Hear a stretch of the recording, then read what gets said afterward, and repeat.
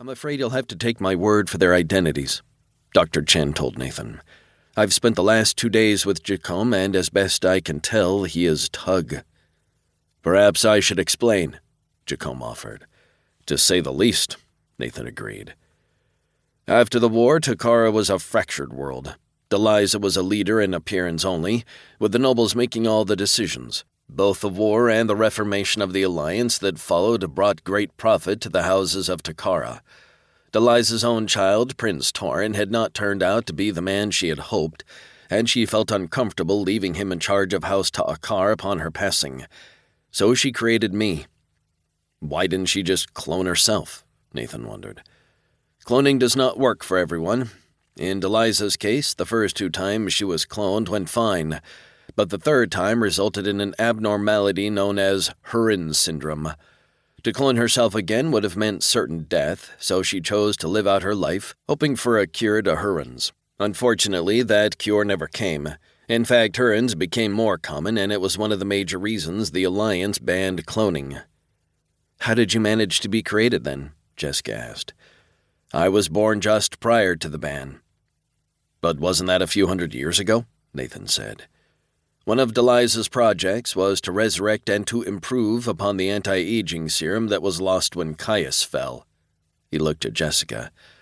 I believe you were the one who took him out. A twofer, Jessica remarked nonchalantly.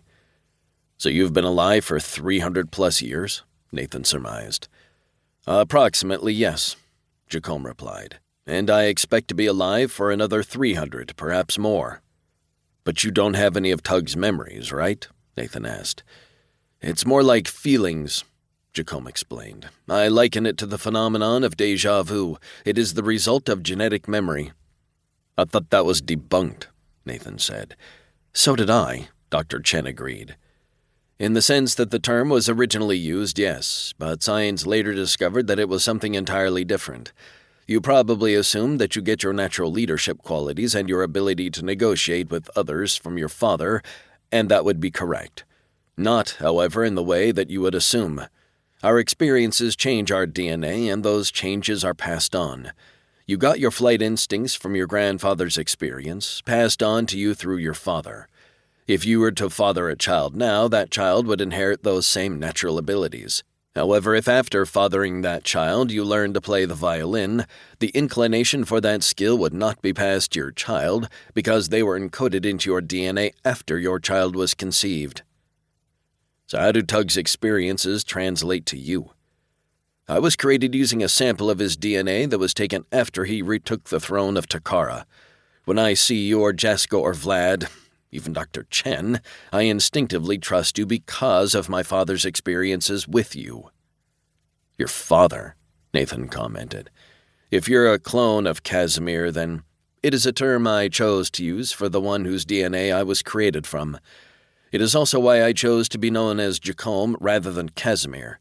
Without his memories, I am not the same man.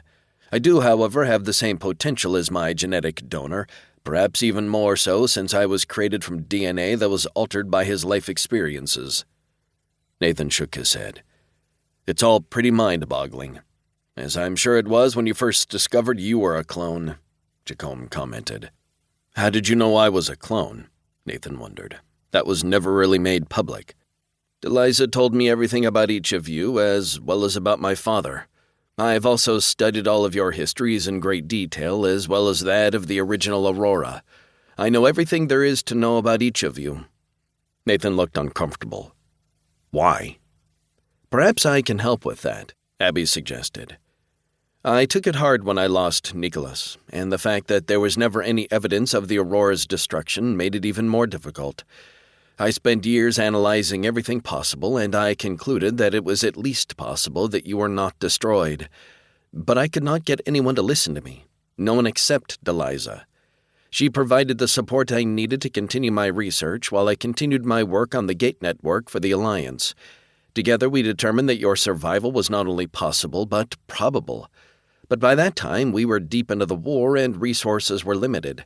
That and the fact that we had no way to determine where or when you had ended up put a damper on things. We heard about what the Alliance did to you, Cameron told her. The rogue gravity wells...